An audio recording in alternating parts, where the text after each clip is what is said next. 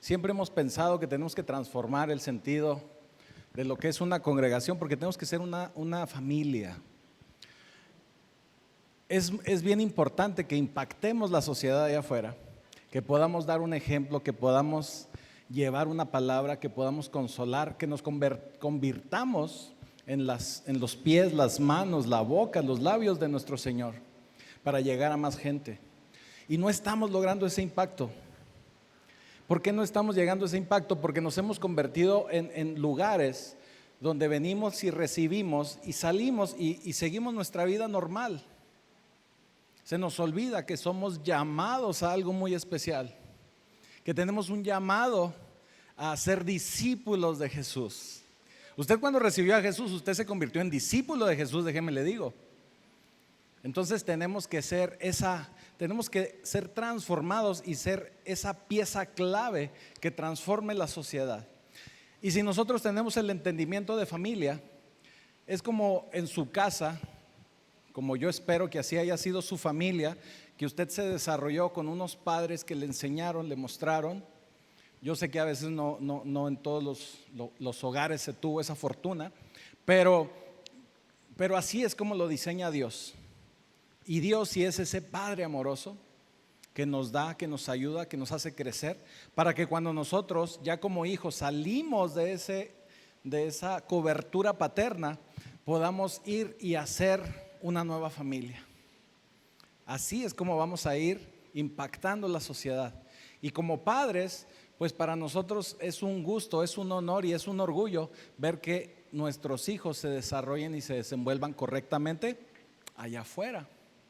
Por eso estamos muy interesados en capacitarles, en darles armas, en ayudarles para que cuando ustedes vayan allá afuera, pues tengan las armas necesarias, el conocimiento, el amor, y sean esa extensión de Dios. Y eso lo logramos únicamente cuando somos familia, cuando hay un amor de familia. Porque cuando hay un amor de familia y sus hijos crecen y salen, usted se pone muy contento porque sus hijos consiguen un buen trabajo, ¿o no? Porque sus hijos tienen una buena casa, ¿o no? Andan en un mejor coche, a lo mejor que el suyo, y eso nos pone contentos. Cuando no somos familia, nos puede dar cosita, ¿verdad? Nos puede dar algo, nos puede dar envidia, o queremos hacer las cosas con unas motivaciones que no son las correctas. Pero cuando somos familia, es muy diferente. Así que Pacto Vivo es su familia, considérala su familia. Y somos tan familia, y no me van a dejar mentir los que ya tienen más tiempo con nosotros, que si usted tiene una situación, un problema, estamos al alcance de un mensaje, de una llamada. Estamos para servirles, nosotros como pastores. Y yo sé que todos como congregación pensamos y sentimos lo mismo. Así que tenemos que ser y tenemos que hacer crecer esta familia. Es importante. Y mire, estaba yo dándoles una serie de mensajes, de prédicas acerca de la oración. Usted lo debe de recordar. De eso hablamos las últimas 2 semanas. Y yo estoy utilizando el Padre Nuestro para darle esa enseñanza y esa muestra, porque el Padre Nuestro, más que una oración, que sí lo es y es muy poderosa, pero también es un molde para nosotros aprender a orar. Pero esta semana el Señor me hablaba de algo muy especial y quise ponerle pausa a esa serie acerca de cómo orar. Así que hoy vamos a hablar de algo diferente. Creo que es muy importante y creo que es conveniente que lo veamos. Pero antes de eso quiero platicarle algo. No sé si a usted le ha sucedido. A mí me llegó a suceder, a mí me llegó a pasar, que de pronto usted anda de compras o simplemente recibe un dinero o alguien le entrega algún dinero por cualquier situación. Y como le digo, bueno, a mí me ha sucedido cuando a veces me dan un cambio, ¿verdad? Que pago con un billete un poco más grande de lo que me costó, lo que compré, y me dan cambio, 50 pesos, 100 pesos. A veces un poquito más, ¿verdad? Y se los guarda uno en la bolsa. Sobre todo cuando es invierno y que todavía trae uno chamarritas y abrigos y se guarda uno el dinero ahí. Se quita uno esa chamarra, el abrigo, lo cuelga y no se vuelve a acordar de ese billete. Pero ahí lo tiene. Es algo que usted ya tiene, es algo que a usted ya le pertenece. Pero llega un día en el que por alguna situación, bueno, le dio frío y vuelve a ponerse ese abrigo, esa chamarra. Mete la mano a la bolsa y ¡wow! Se encuentra un tesoro. Se encuentra un tesoro y nos pone contentos. A veces inclusive hasta nos saca de un apuro. Inclusive a veces hasta nos saca de una situación. Y dice, caray.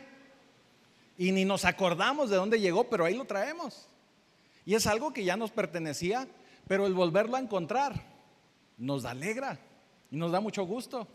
Nos pone contentos. Porque es un tesoro que pensábamos, o más bien que no sabíamos que teníamos, pero ahí estaba. Y no nos habíamos dado cuenta. Lo tenemos, pero no lo sabíamos. Nos pertenece, pero no lo habíamos encontrado. Pues hoy le vengo a decir que alguien, si no es que todos ustedes, tienen un tesoro escondido en vasija de barro. Que el día de hoy usted tiene que darse cuenta que por medio del Espíritu Santo usted tiene poder y dones. Que usted puede ser poderoso en el Señor y lo es, pero no ha encontrado aún ese tesoro, o no se ha dado cuenta de que ahí lo tiene. No se ha dado cuenta que está en sus manos. Lo ha tenido por ahí tal vez un poquito extraviado y no se ha dado cuenta. Así que hoy vengo a decirle que usted es portador de un gran tesoro de parte del Señor. Es portador de una fortuna infinita, inmensa de parte de Dios. Y usted tiene que hacerlo válido, porque eso a usted ya le pertenece. Desde el momento en que usted decidió seguir a Jesús, usted se convirtió en un portador de ese tesoro, de esos dones, de esos talentos. Pero ¿qué tenemos que hacer? Bueno, tenemos que confiar en lo que tenemos. Tenemos que confiar en nosotros mismos y no escuchar a esas voces del enemigo que siempre van a estar diciéndole que usted no es suficiente para poder acceder a ese tesoro o para ponerlo en práctica ese tesoro. Porque el enemigo se va a encargar de eso y le va a decir a usted, no es suficiente, necesitas conocer más, aún no sabes mucho de las escrituras, aún no te sabes los versículos de memoria. Eso te va a estar diciendo el enemigo constantemente. Pero déjame te digo que la gracia de Dios es suficiente para que tú pongas en práctica todo lo que el Señor ya te ha dado, todo lo que el Señor ya entregó en tus manos. Pero tú tienes que ponerlo en práctica, tienes que acceder a ello. Es tiempo de que empieces a tomar ese tesoro en serio y que lo empieces a hacer de una manera correcta, de una manera digna.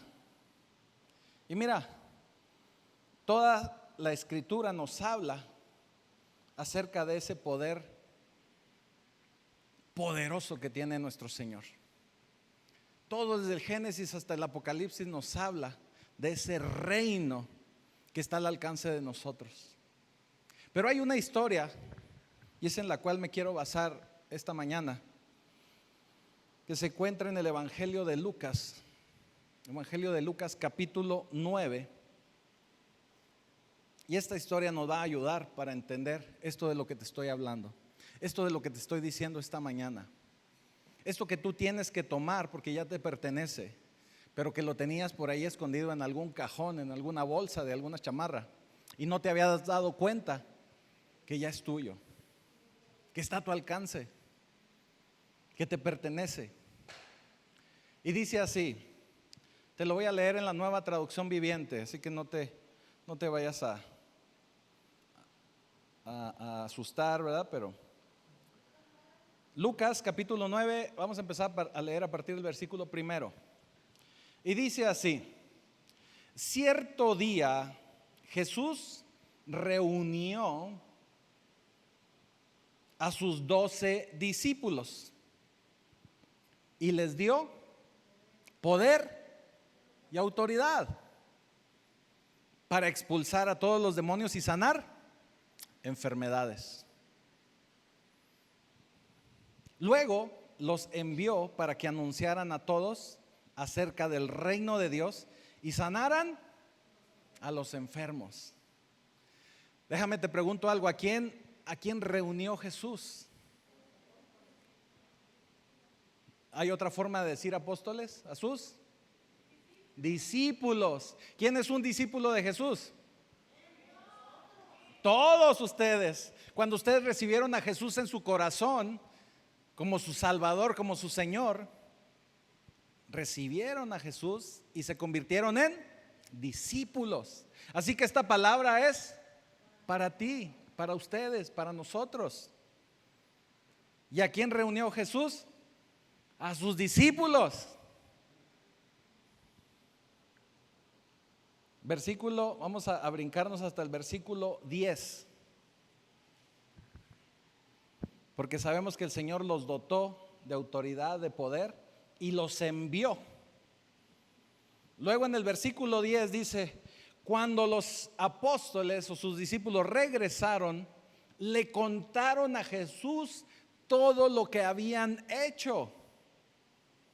Luego él se retiró con ellos sin llamar la atención hacia la ciudad de Betsaida. Pero aquí quiero resaltar esto: cuando llegaron los apóstoles, sus discípulos, debieron haber llegado emocionados.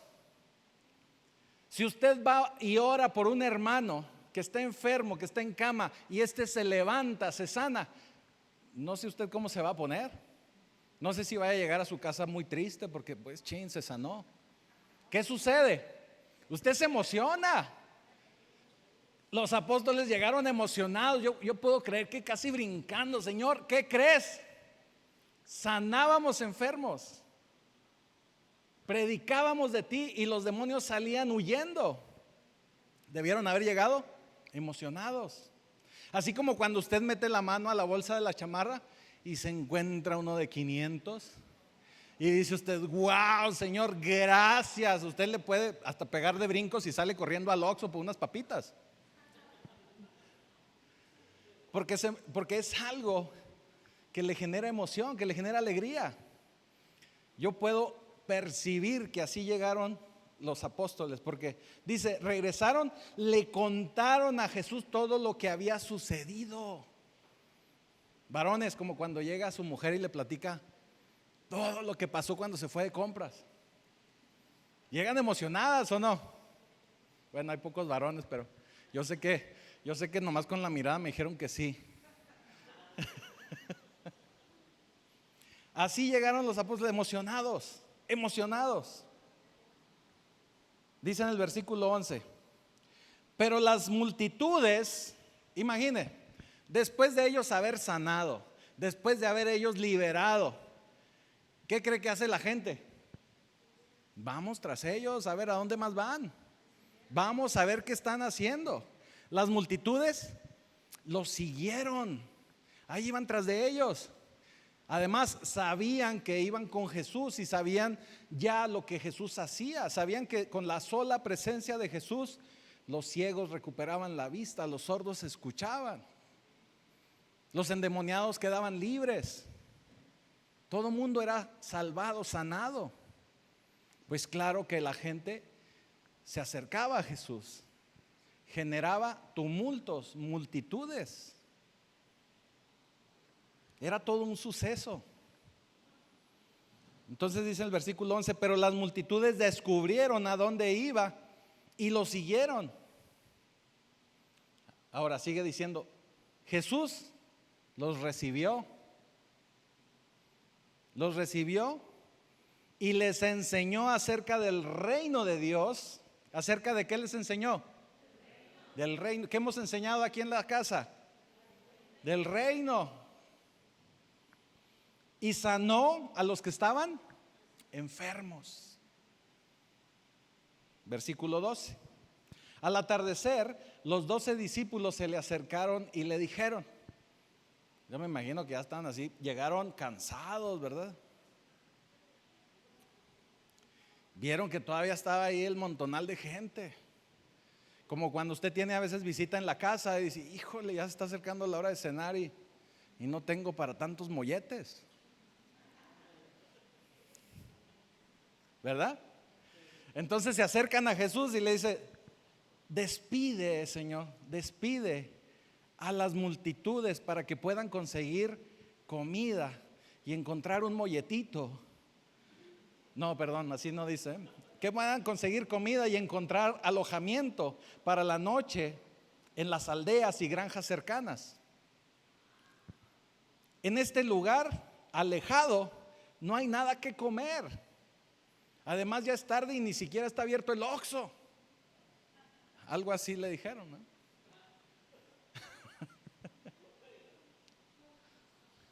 Y Jesús les dijo, la respuesta que le dio Jesús: denles ustedes de comer. Wow. Denles ustedes de comer. Y dicen los apóstoles, pero lo único que tenemos son 5 panes y 2 pescados. ¿O esperas que vayamos y compremos suficiente comida para toda esta gente? Le preguntaron a Jesús. Y dice el versículo 14, pues había alrededor de 5,000 hombres. De acuerdo a los estudiosos, a los teólogos, se dice que Lucas únicamente contabilizó a los varones. O sea que eran 5,000 varones más sus familias. Y no eran familias chiquitas, Era una multitud. Era una multitud. Díganles, dice Jesús, díganles que se sienten en grupos de 50 cada uno. Que se sienten. ¿Qué sucede cuando tú te sientas? Tú esperas, ¿verdad? Y estás esperando algo. Entonces, todos, muy obedientes, bueno, eso lo agrego yo, se sentaron. Jesús tomó los 5 panes, 5, los 2 pescados, miró hacia el cielo y los bendijo. ¿Qué hizo Jesús? Los bendijo. Luego, a medida de que partía los panes en trozos y se los daba a sus discípulos junto con los pescados para que los distribuyeran a la gente. Versículo 17. Todos comieron cuanto quisieron. Vaya, comieron a llenar. Y después los discípulos juntaron 12 canastas con lo que les sobró. 12 canastas de 5 panes y 2 pescados.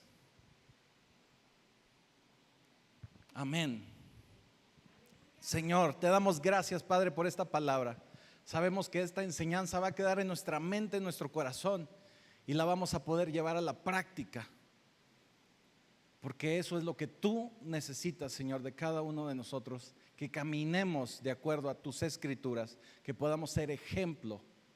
Y ya te damos gracias, Señor, por todo lo que nos das, por todo lo que entregas en nuestras manos. Te damos gracias en el poderoso nombre de Jesucristo. Amén. Así que estamos hablando de una multitud que necesita ayuda. Estamos hablando de una multitud que está allá afuera. ¿Cuántos habitantes hay en la ciudad de Chihuahua? 1,000,000. Estamos hablando de una multitud de 1,000,000 que necesita ayuda, que tiene hambre, que están sentados esperando recibir algo.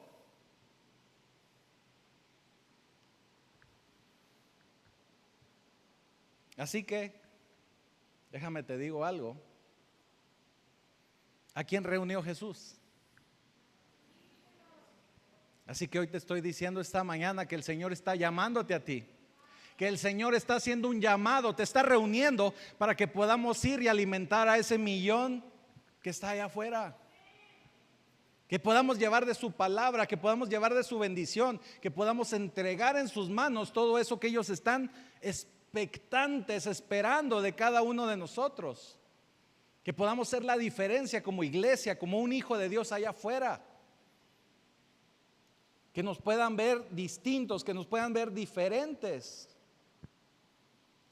Estos 12 discípulos de los que nos habla la porción de Lucas eran hombres que hablaron con Jesús, que convivieron con Él, que caminaron con Jesús, que pasaban tiempo con Jesús, que estaban constantemente en comunión con Él, que estaban constantemente en una relación estrecha con Él. ¿Qué quiere decir? Que ellos habían recibido a Jesús y constantemente oraban al Señor, puesto que se comunicaban con Él. ¿De qué manera nosotros nos comunicamos con Dios? ¿De qué manera hablamos con Jesús? Con la oración. Yo quiero pensar que tú eres de esos discípulos que todos los días camina y ora con Jesús. ¿Somos o no somos? Amén. Porque eso es lo que Él está esperando de cada uno de sus discípulos. Y Él nos está reuniendo porque Él necesita enviarnos. Jesús te quiere enviar. De hecho ya te envió, pero tal vez no te has dado cuenta. Pero el Señor te quiere enviar. Y si no te habías dado cuenta de ese encargo, pues qué bueno que estás hoy esta mañana aquí, porque deja que te diga que el Señor te está enviando. Nos reunió y nos está enviando. Y somos más de 12 aquí. Somos más de 12. Así que podemos hacer lo mismo que hicieron esos 12. Jesús hablaba con ellos y los envió. Los había enviado. Mira, esta historia de Lucas la podemos encontrar en otras porciones de las Escrituras, y una de ellas es Marcos capítulo 6, porque estos son los evangelios sinópticos. ¿Qué quiere decir los evangelios sinópticos? Son 3 evangelios que nos hablan de temas muy similares, y un evangelio al otro, si leemos la misma historia, uno nos puede dar referencia a detalles que el otro tal vez omitió, y uno nos da unos detalles acerca de una cosa y otro nos da un detalle acerca de algo más. Esto es muy padre porque nos complementa totalmente la visión y nos damos cuenta de realmente cómo sucedieron las cosas. No nos lo explica de esa manera para confundirnos, sino para darnos más información. ¿Sí? ¿Por qué? Haga de cuenta que usted ve un choque que sucede aquí en la esquina. Y lo podemos ver todos, ¿verdad? Pero si llega el tránsito con Rogelio y le dice: a ver, Rogelio, ¿usted qué vio? Y Rogelio pues, si sabe que estaba en la tiendita y no vi nada. Yo nomás oí. Y luego alguien más le dice: a ver, José, ¿tú qué onda? Ah, no, pues mire, yo vi que el cuate venía muy recio, pero ya no vi cuando le pegó. Pero a lo mejor estaba Dani allá parado en aquel lado en la tiendita, porque siempre llegan allá los sodas y luego les platico de eso. Y él sí vio cuando se atravesó el otro carro. Entonces todos tienen puntos de vista distintos y están hablando del mismo suceso. Eso pasa con los evangelios sinópticos. Nos hablan del mismo suceso desde ópticas y puntos de vista diferentes. Otra cosa que sucede con eso es que nos da la garantía de que es un suceso real. Es como cuando un detective, por eso le puse el ejemplo de un choque, cuando un detective está investigando. Cuando le dan la versión así, igualita a todos, dicen: no, estos se pusieron de acuerdo. Pero cuando cada uno da una versión diferente, se puede dar cuenta que están hablando de algo que es real. ¿Estamos de acuerdo hasta ahí? Así que los discípulos fueron llamados. Y cuando fueron enviados, yo puedo pensar, porque así nos lo muestra la Escritura, y lo podemos leer también en Marcos, y lo podemos leer más a detalle en algunas situaciones. Ahí Marcos nos habla de que los apóstoles llegaron agotados, emocionados sí, pero agotados. Jesús los vio venir, vio que venían emocionados, pero también vio que venían cansados. Jesús los conocía. Inclusive nos habla el Evangelio y nos dice que no habían tenido ni siquiera tiempo de comer. ¿A usted le ha sucedido cuando se ocupa en el trabajo o en alguna situación que a veces ni siquiera alcanza a ir a comer? Yo creo que a todos nos ha pasado una situación así. Eso le pasó a los discípulos de Jesús. Tuvieron tanto trabajo por esas multitudes que muchos de ellos ni siquiera alcanzaron a comer. Venían realmente cansados. Cuando se trabaja para el Señor, créame que se trabaja mucho, pero vale la pena, porque llega emocionado, llega contento, llega entendiendo el poder que le fue a usted delegado, la autoridad, y eso le da un ánimo distinto, eso le debe de reconfortar. Jesús los vio llegar cansados, agotados. Así que si tú eres un creyente de Jesús, tú también tienes una tarea. Todos tenemos una tarea que cumplir. Y esa tarea la tienes que cumplir en el lugar donde el Señor te ha puesto. Y estoy hablándote a ti. Tú que por ejemplo vas a una oficina, esa tal vez es la tarea que el Señor te delegó, que el Señor te puso. Tú ahí en la oficina tienes que ser representante de Cristo. Tú ahí en la oficina tienes que ministrar, tienes que orar, tienes que ayudar. Obviamente no te vas a poner a hacer eso nada más, ¿verdad? Tienes que hacer tu trabajo. Pero te estoy hablando de que tienes que ser un agente de cambio. Si tú eres nada más, y lo digo, no lo digo porque sea menos, sino porque es muy importante. Si tú piensas que nada más eres ama de casa, déjame te digo que eso es también muy importante, porque de ti depende la salvación de tus hijos, de tu familia. Tú estás aportando algo muy diferente, es un ministerio que el Señor ahí te ha puesto. Y lo tienes que hacer con ese amor y con esas ganas del Señor. Si estás en una empresa, vamos a decir maquiladora o una empresa de construcción, también ahí el Señor te ha puesto para que ahí te desarrolles. ¿Me estoy explicando? Tú tienes que ser ese discípulo enviado con poder y con autoridad para hacer el cambio, para que ayudes, para que liberes, para que sanes. Y eso puede ser que se vuelva cansado, eso puede ser que se vuelva pesado, pero es algo a lo que el Señor te ha enviado. Y yo te puedo decir que va a ser algo lleno de satisfacción y es algo que tienes que hacer. Por eso tenemos constantemente que estar trayendo, discipulando más gente a los pies de Cristo. Es un encargo que Él nos ha dejado. La gran comisión, Mateo 28, 19, es ir y hagan discípulos. El Señor nos enseñó muchas cosas y nos lo da como opcional. Pero Mateo 28, 19, eso sí es un mandato. Vayan y hagan discípulos. ¿Estamos de acuerdo? Así que yo te digo esta mañana, no eres ni muy grande, ni eres muy joven para poder hacer el encargo del Señor. Si crees que eres muy joven, no lo eres. Si crees que eres muy grande, tampoco no lo eres. Nunca ninguno de nosotros sabemos el día ni la hora en la que vamos a estar delante del Señor. Lo mismo he visto gente joven ir a la presencia del Señor, como gente grande todavía vivir muchos más años. Así que no hay un tiempo definido que tú digas, ay, es que estoy muy joven, ay, es que estoy muy grande. No, el Señor te ha mandado y te ha llamado en el momento correcto. Este es tu aquí y tu ahora. Este es el momento en que tú tienes que empezar a trabajar y establecer ese ministerio en tu vida para el Señor.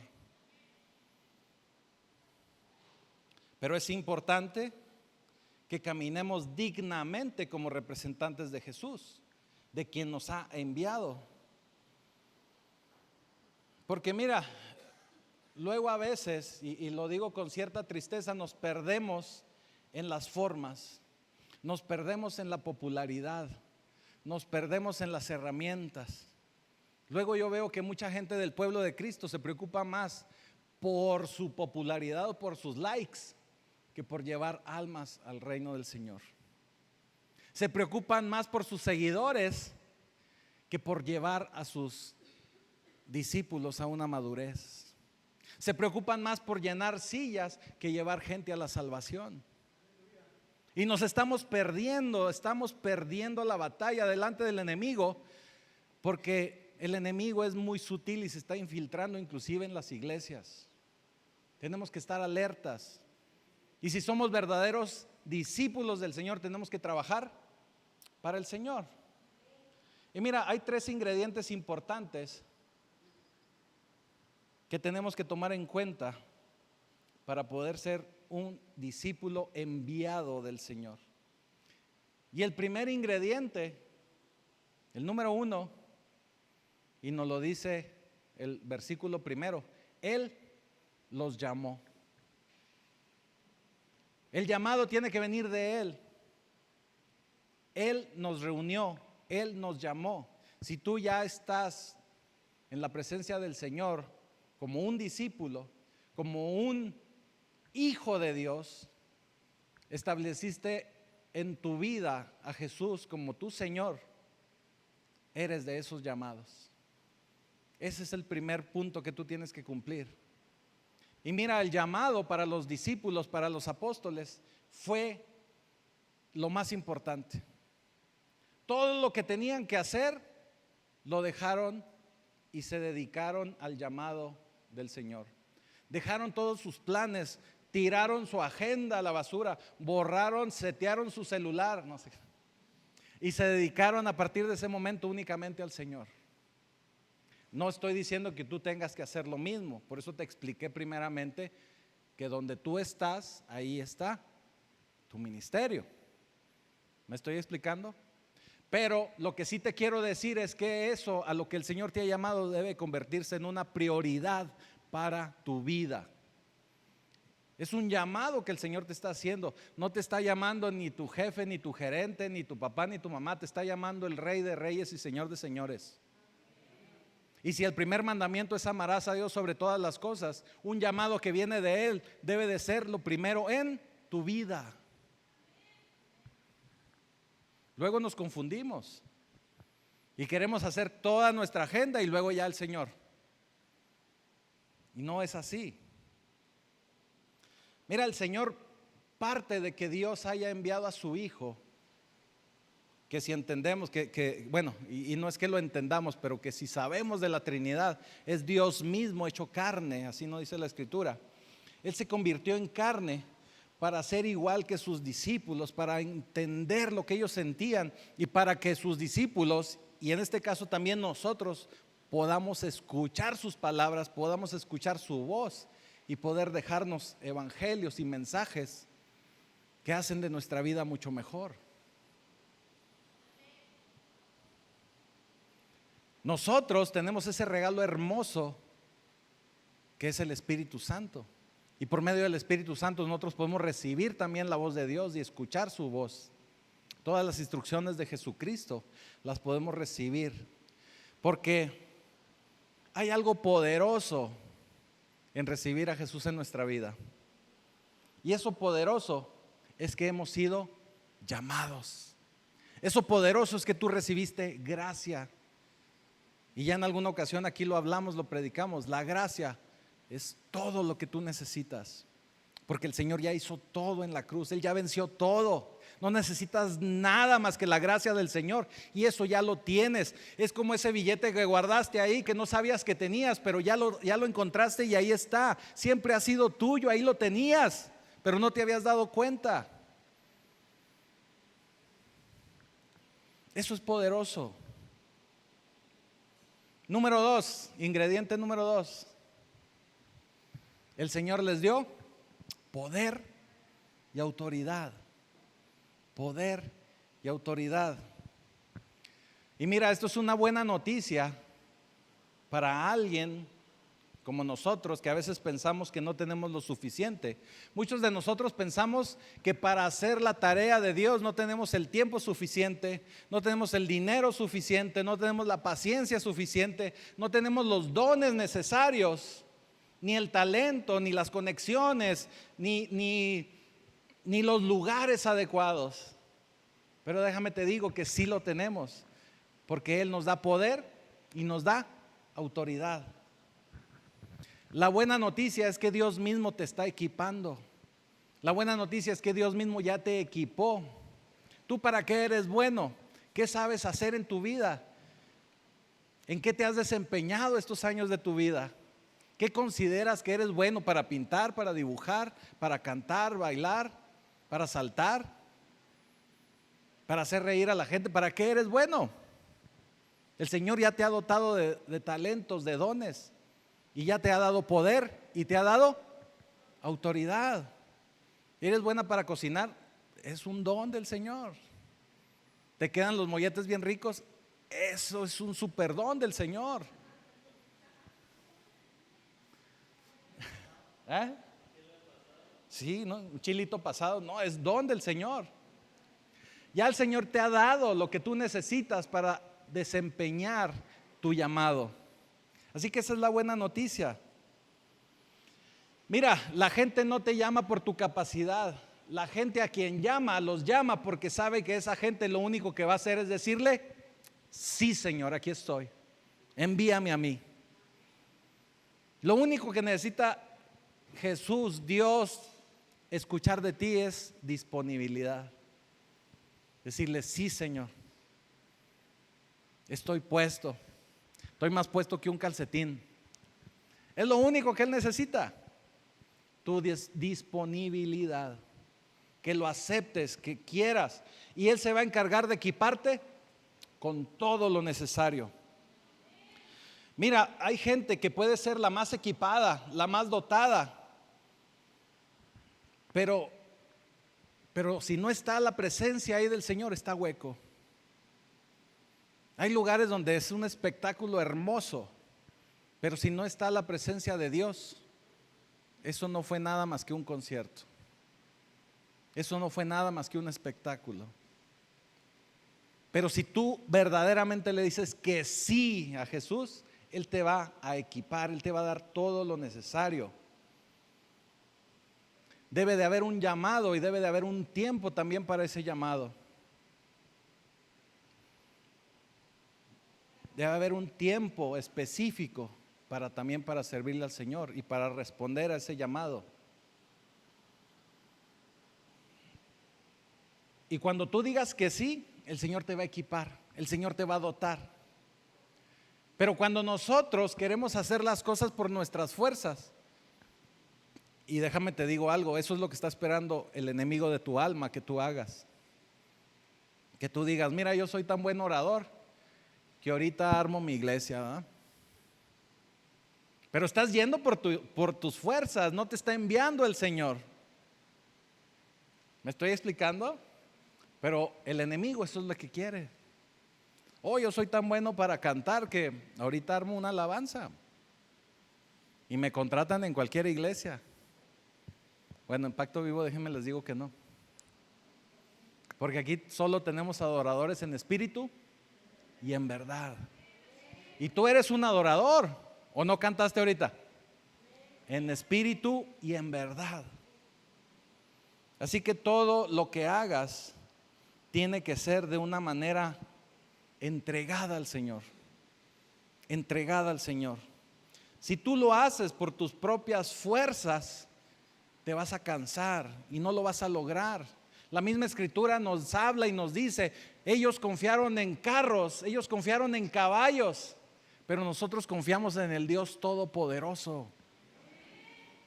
Nosotros somos más que vencedores. Nosotros confiamos en el nombre de Jesús. Así que tenemos que resistir la tentación de enviarnos a nosotros mismos. El envío tiene que venir de parte de Dios, en el tiempo correcto. Todo requiere un tiempo y todo requiere un momento. y una asignación que sea dada por Dios. Esto puede ser exhausto, esto puede ser cansado, pero la cura para tu cansancio, para ese trabajo que vas a hacer para el Señor, es tener intimidad con Dios. Y tú ya lo sabes, y aquí lo hemos hablado varias veces. El Señor te va a dar las fuerzas para descansar. Cuando lo hacemos por nuestras propias fuerzas, vamos a estar recargados en algo vacío. Pero si lo estamos haciendo en el nombre del Señor, vamos a estar con la certeza de que el Señor es quien nos está sustentando y es quien nos va a restaurar y nos va a dar fuerzas nuevas como las del búfalo, ¿verdad? Dice la Escritura. Ahora, esta historia que leímos de Lucas sí nos habla sobre ese llamado, y es en lo que me estoy enfocando para decirte esta mañana. Pero también se enfoca mucho sobre los discípulos, y eso también es para ti. Los discípulos toman un papel muy importante en este pasaje.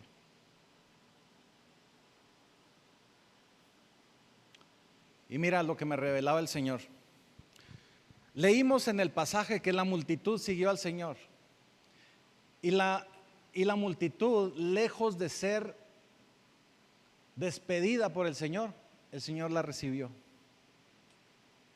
El Señor la recibió. Y le dice a los discípulos: ustedes denles de comer. Eso nos habla de que en el pasaje el Señor lo que nos está diciendo es que los mismos discípulos son el alimento de toda esa multitud. El Señor está enviando a sus discípulos para alimentar a esa multitud. El mismo alimento son ellos como discípulos, ellos como enviados del Señor. Así que nosotros somos ese alimento que necesita toda esa gente, toda esa sociedad que está tan perdida, todas esas situaciones que estamos viviendo en nuestro mundo, en nuestra actualidad, en nuestra ciudad actualmente. Nosotros somos ese alimento que la gente necesita. Claro, enviados por Jesús, el alimento principal es Jesucristo, pero nosotros tenemos que ser ese vehículo. ¿Estamos de acuerdo?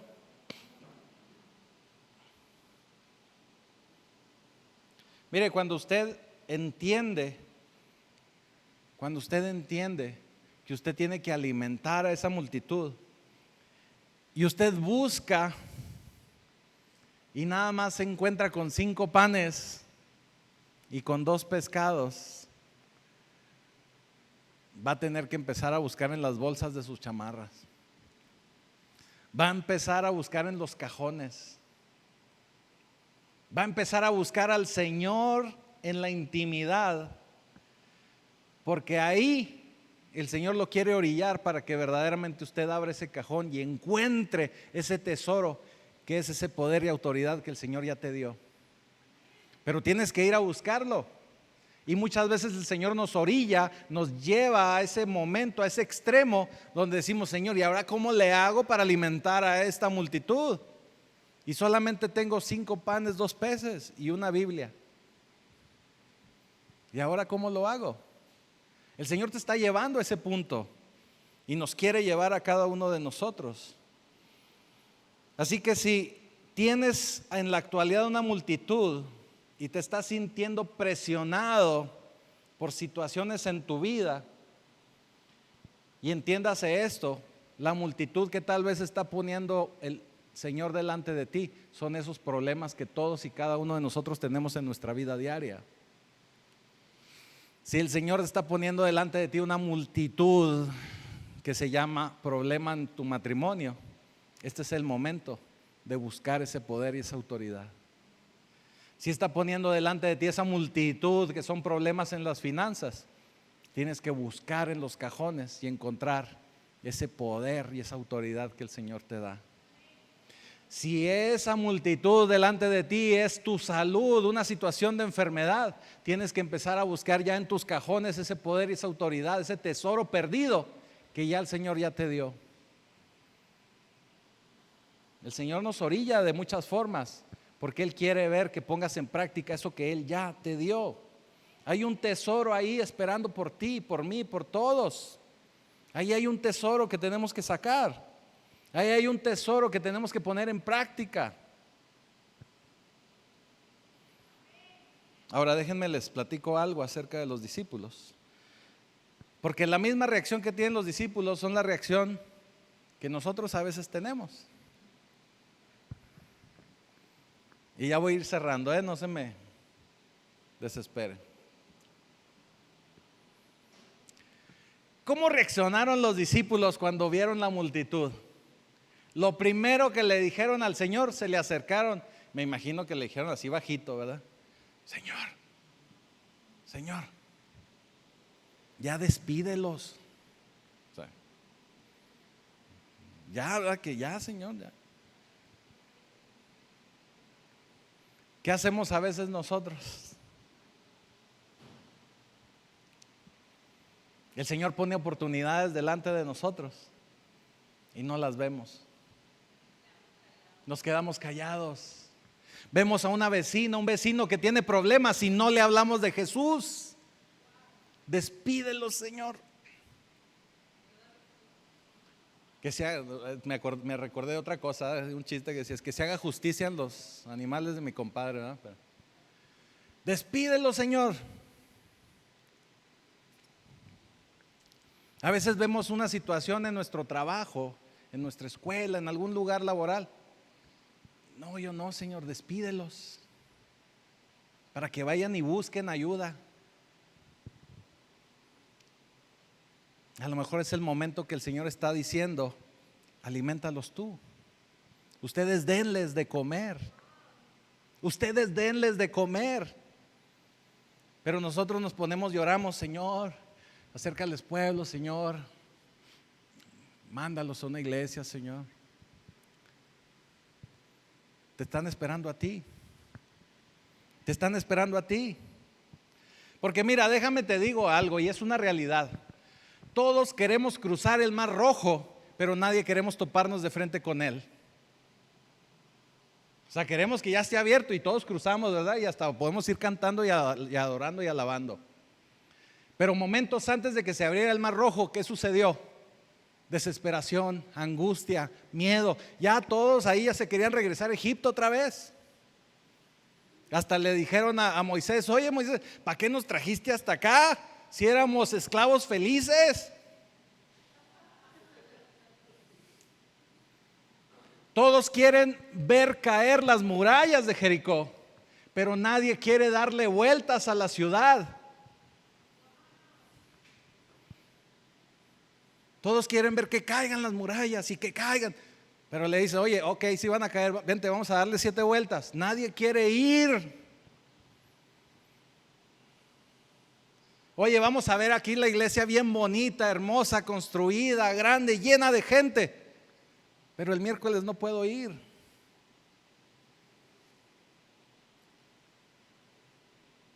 Queremos ver los portentos de Dios, pero no somos capaces de darle las vueltas suficientes a la muralla.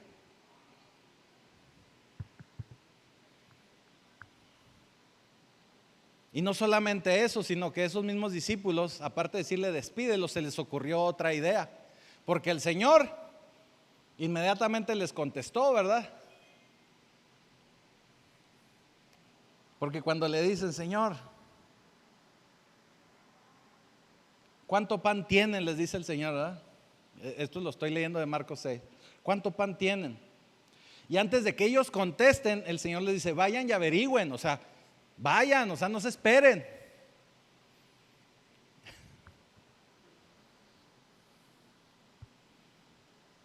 Entonces, ¿qué hacen ellos?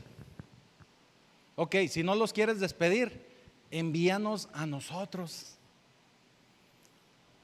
para comprar más pan. Envíanos a un instituto bíblico para poder estudiar más. Hasta que termine el instituto voy a poder hablarles del Señor.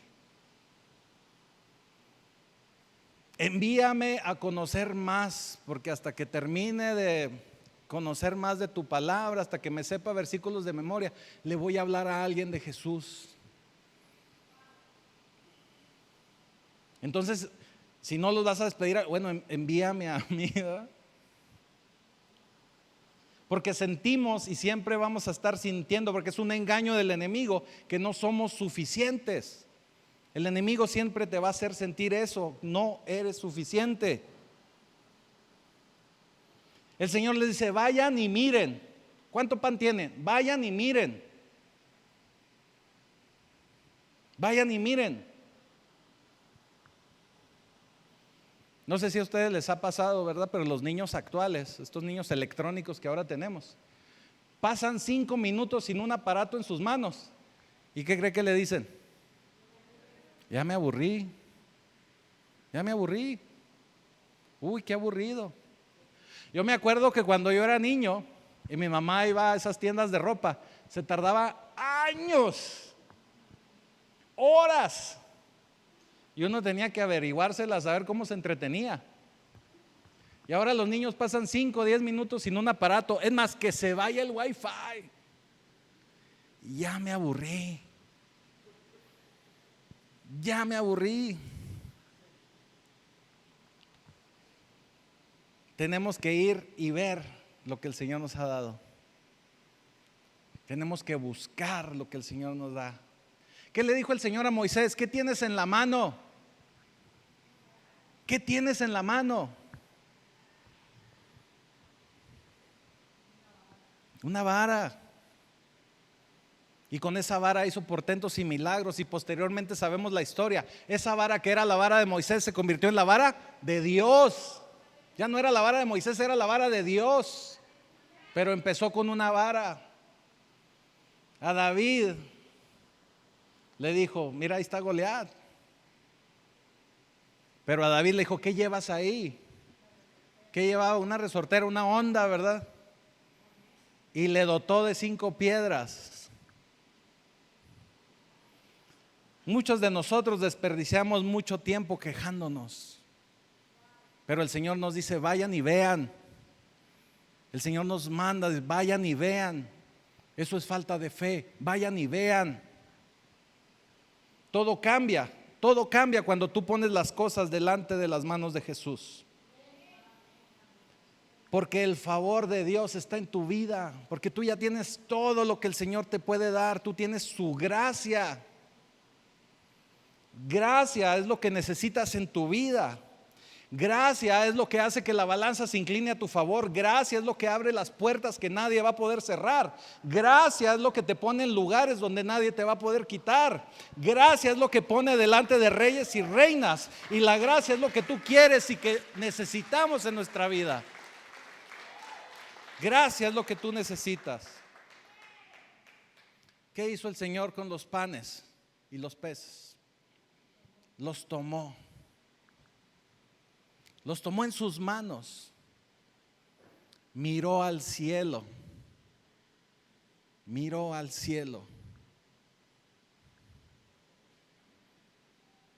oró. Hemos estado hablando que la oración es importante. Si Jesús tuvo que orar, ¿tú crees que nosotros podemos dejar de hacerlo? Nosotros también tenemos que orar, tomar los 5 panes, los 2 peces, mirar al cielo y orar. Señor, esto es lo que tengo para ti. Señor, esto es lo que hay en mis manos. Esta vara es lo que tengo, esta onda es lo que hay. Solo esta computadora, solo este teléfono, solo esta luz. Y el Señor va a hacer cosas poderosas con eso. Pero tenemos que ponerlo en sus manos y orar. Y después de hacer eso, ¿qué hicieron? Todos empezaron a... Y no se acababa. Y no se acababa. Y no se acababa. Y no se acababa. Y nunca se acabó. Nunca se acabó. Porque todo lo que ponemos en las manos de Dios va a ser suficiente para todos. Es inagotable, pero lo tenemos que poner en sus manos. Y el poder está ahí contigo. Tú eres ese instrumento. Tú lo puedes hacer. Tú tienes la capacidad. La palabra está en tu boca. El poder está en tus manos. La autoridad es tuya. Pero te la tienes que creer. Nos la tenemos que creer. Por eso la oración de una madre es poderosa. Por eso la oración de un padre es poderosa.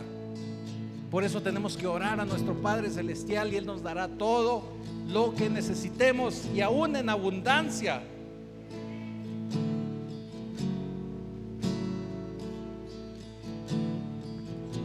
Ahora, quedaron 12 canastas. Y no estamos hablando nada más de un recalentado de Navidad o de día último. 12 canastas de peces y panes, de pescados y panes. Es una canasta por cada uno de sus discípulos.